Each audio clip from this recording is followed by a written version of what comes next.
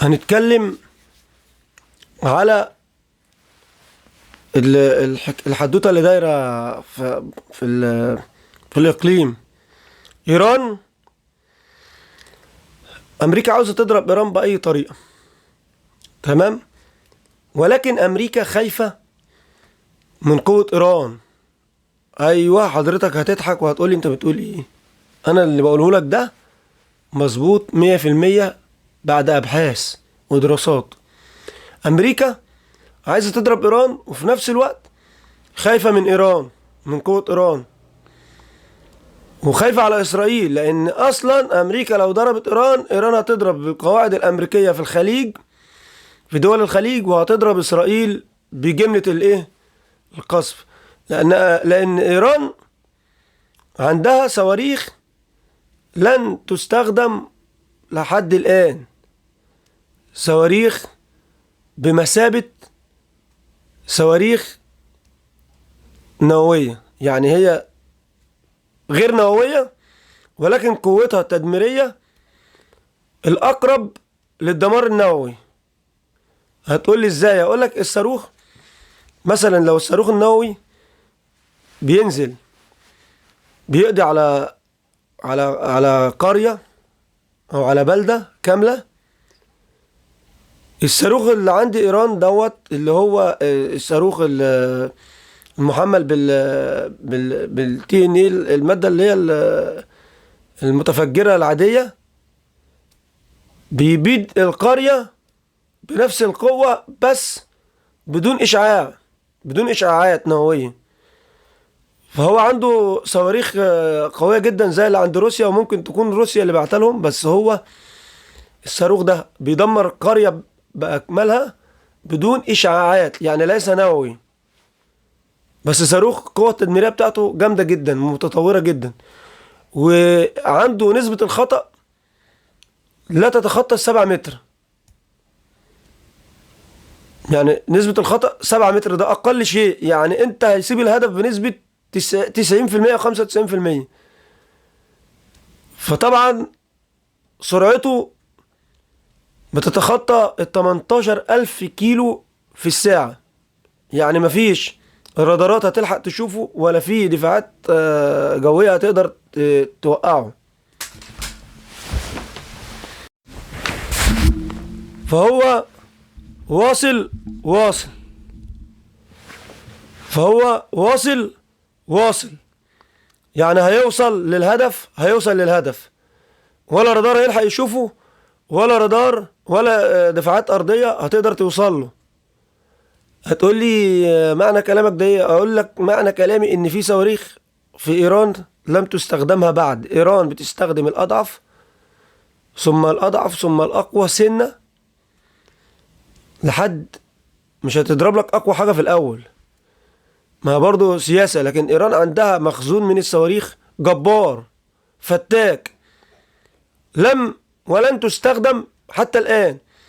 في حرب ال 12 يوم اللي حصلت بين ايران واسرائيل، ايران بدأت تبعت الصواريخ يعني على قد الضربات اللي هي بتضربها اسرائيل هناك، فهي بترد على قدها. لكن هي لو عايزه تمحي اسرائيل من على وجه الارض هتمحيها،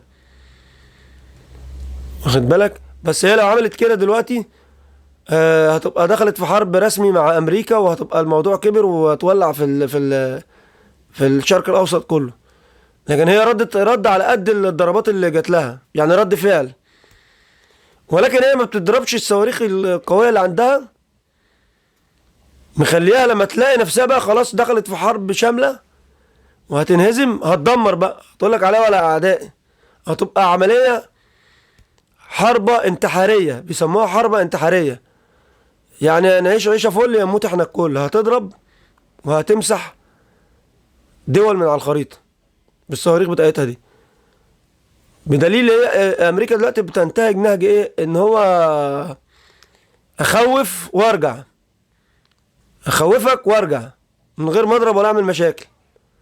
لان الضربه الشامله لو امريكا عملتها، ايران هتضرب وتبقى عليها وعلى اعدائها، وهتطلع كل المخزون الصواريخ اللي عندها، وهتنسف اول حاجه اسرائيل، وهتنسف القواعد اللي في دول الخليج كلها، القواعد الامريكيه بما فيها حملات الطائرات اللي في البحر الاحمر، وعندهم صواريخ تجيب الكلام دوت وهم عارفين.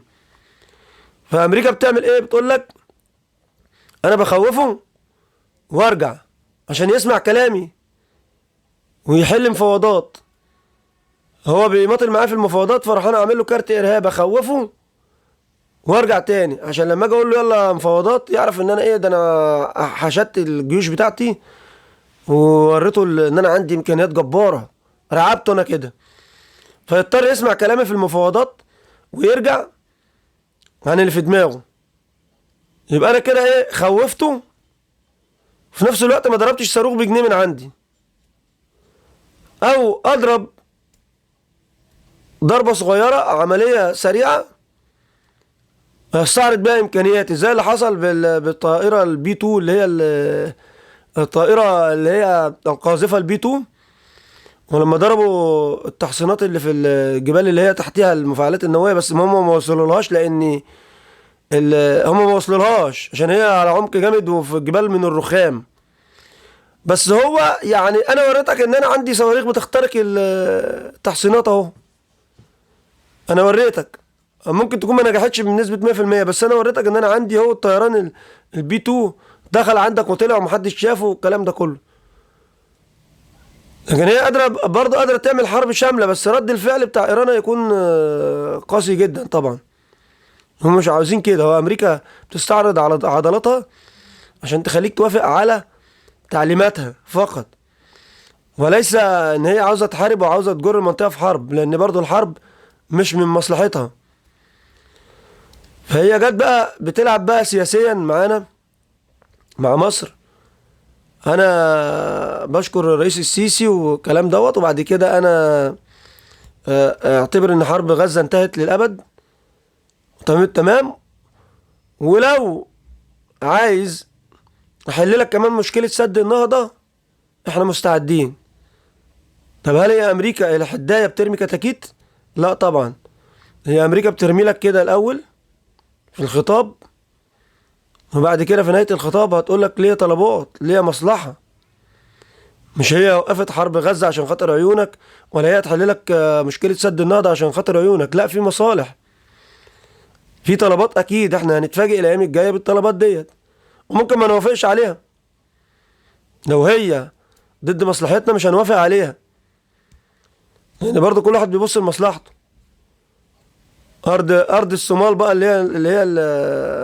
اقليم الصومال اللي هو انشق عن الصومال دوت، عاوزين نعترف بيه مش هيحصل. عاوزين نعمل اي حاجه في غزه ناخد يعني التهجير ومش التهجير، اكيد في خبايا. لان ترامب ده دماغه عميقه جدا، دماغه مش سهله، فاكيد في قصه كبيره ورا الموضوع. ايه الايام هتعرفها لنا. هو رمى الكارت ده عشان هيبقى ليه متطلبات بعد كده، فاحنا ان شاء الله هنعرف المتطلبات دي، وهنعرف هم دماغهم فيها ايه، لان سياساتهم عميقة، السياسات بتاعتهم عميقة جدا.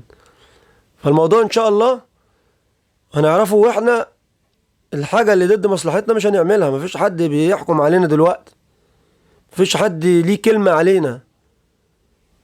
مصر كانت وما زالت محدش ليه كلمة عليها، ودلوقتي اقوى زمن في مصر قوية هو الزمن اللي احنا فيه ده، لان انت عددت مصادر السلاح وبقى عندك سلاح من جميع انحاء العالم. فمحدش يقدر يقفل عليك الحنفية، يقولك انا مش هديك قطع غيار، انا مش هديك معدات. لا يا باشا، مش هتديني، هروح اجيب من دولة تانية. وعندي تنوع السلاح عشان محدش يقدر يتحكم في التكنولوجيا بتاعتي اثناء الحرب، ويوقف لي الطيارات ويوقف لي الدفاعات الجوية من عنده بزرار. خد بالك. فايه احنا القيادة السياسية حكيمة جدا في الحتة دي، وان احنا يعني عددنا مصادر السلاح دي مصلحة كبيرة قوي لينا، لان محدش ضامن الزمن اللي جاي فيه ايه. لان انت ممكن في لحظة تلاقي نفسك متورط في حرب، هتقول تقف تحط ايدك ورا ظهرك؟ لا، هتحارب وهتدافع عن نفسك، هتدافع عن وطنك، مش هتسيب اي حد يعتدي عليك، فلازم تكون جاهز.